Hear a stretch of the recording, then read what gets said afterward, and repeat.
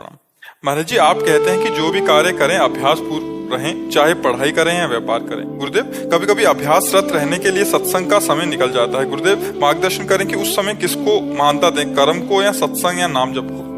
नहीं, जैसे आप पढ़ाई पढ़ रहे हो तो उस समय आपको पूरी एकाग्रता पढ़ाई पे देनी है, क्योंकि वो भी भगवान की एक पूजा है। जैसे हम भगवान की पूजा करते हैं ना, अलग अलग भगवान को भोग लगाते हैं, भगवान की आरती करते हैं, तो ये पूजा है ना अलग अलग। ऐसे विद्या अध्ययन अपना कर्तव्य है। तो उस समय हम जब विद्या अध्ययन करने जा रहे हैं तो भगवान को नमस्कार करके पूरी एकाग्रता, अगर हम पूरी एकाग्रता नहीं देंगे तो उसमें हम असफल हो जाएंगे, हमारी पूजा असफल मानी जाएगी। हम जिस डिपार्टमेंट में जो कार्य कर रहे हो पूरी एकाग्रता से, ईमानदारी से करें। बीच बीच में भगवान का स्मरण करते हैं। जैसे हम 5-10 मिनट में एक बार बोलिए राधा, अब क्या परेशानी है, कलम रोकी राधा, और 2 घंटे 4 घंटे 8 घंटे जो भी कार्य किया या पढ़ाई की, बाद में भगवान के चरणों में वो कर्म अर्पित कर दिया। उसे कर्म समर्पण योग कहते हैं। हे प्रभु, 6 घंटे से ये जो हम पढ़ाई कर्म कर रहे थे, इसमें जो भी त्रुटि हुई हो और आपका जो भी विस्मरण हुआ हो, वो सब समय आपके चरणों में समर्पित। आपकी आध्यात्मिक उन्नति पक्का, आप आध्यात्मिक यात्रा कर रहे हैं। जब युद्ध अध्यात्म हो सकता है और क्या बकाया रहेगा। युद्ध में तो गला काटना है ना। भगवान करे मां मनुष्मर युद्ध च, मेरा स्मरण करते हुए युद्ध कर। तो अपने लोग बिल्कुल मतलब 2 डिपार्टमेंट कर लिए, एक भगवान का डिपार्टमेंट और एक संसार का डिपार्टमेंट। इसलिए हम परेशान हो जाते हैं। अगर हम भगवान और संसार को एक कर लें तो समस्या न रह जाए। और एक ही है, दूसरा कोई है ले, उसी का खेल है और सबकी जिम्मेवारी है अपने अपने कर्तव्य का पालन। कोई किसी की बहन है, कोई किसी की बेटी है, कोई किसी की पत्नी है, कोई किसी की माँ है। सबका अलग अलग कर्तव्य है और एक ही शरीर से कई कर्तव्यों का पालन करना है। इन कर्तव्यों का ठीक ठीक पालन कर लेने का मतलब है भगवान की आराधना। दूसरे से सुख ना चाहते हुए हम अपने कर्तव्य का दूसरे के प्रति पालन करें, ये भगवान की आराधना हो जाएगी। आप हर समय प्रसन्न रहेंगे यदि भगवत आराधना में रहेंगे। भगवत आराधना का मतलब केवल माला चलाना ही नहीं है, अपने कर्तव्य का सांगोपांग पालन करना है।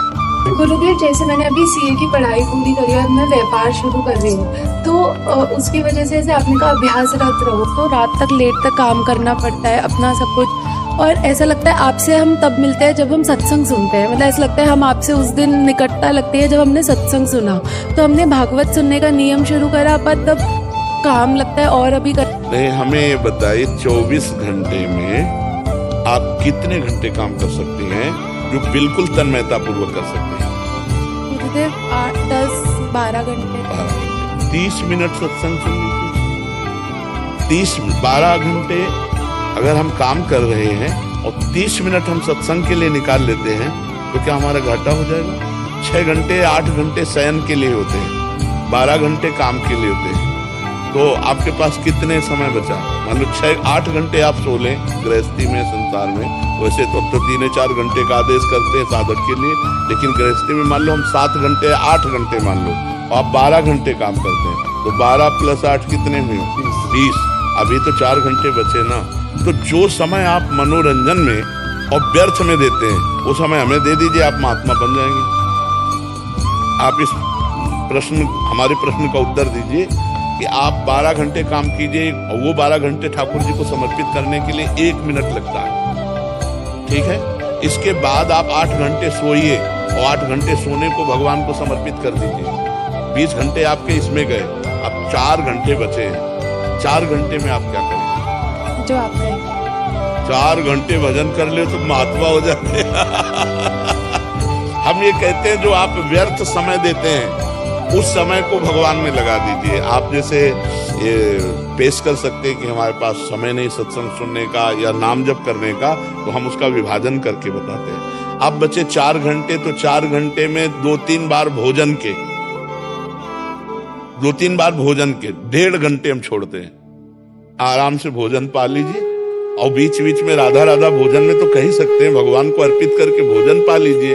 अब आपके पास कितना समय बचा? 2.5 घंटे। आप उसमें 1 घंटा सत्संग सुन लीजिए और 1.5 घंटा नाम जप कर लीजिए। 2.5 घंटे आप हमें दे दीजिए, फिर देख लीजिए 2.5 घंटे आप समय निकाल कर दे दीजिए अगर हमें, और आप अध्यात्म के अच्छे साधक न बन जाए तो आप हमें बताना, पर गलत मत करना, व्यभिचार मत करना, व्यसन मत करना, गंदी बातें न देखना न सुनना, फिर आप देख लो कितने अच्छे बन जाओगे आप। अगर आप गंदी बात बीच में करते रहोगे तो फिर आपको लगेगा कि मैं जो कर रहा हूं उसका कुछ अनुभव नहीं हो रहा, क्योंकि घड़े में अगर एक भी छेद कर दो तो धीरे धीरे पानी उससे निकलता जाएगा। तो ऐसे ही अगर हमारे दोष हैं, गलत धर्माचरण विरुद्ध अधर्म आचरण, तो फिर आपको आनंद नहीं मिलेगा। हम पहले कह रहे हैं अधर्माचरण का जब तक नाश नहीं होगा तब तक भगवदानंद का स्फुरण नहीं होता। इसलिए हमें सहयोग करो कि आप जैसे बॉयफ्रेंड गर्लफ्रेंड ये गंदी बातें जो भारत में आ गई हैं, आप लोग उसे स्वीकार ना करें, आप लोग धर्म पूर्वक चलें। आप जब एक दूसरे को मित्र बनाएं तो माता पिता की अनुमति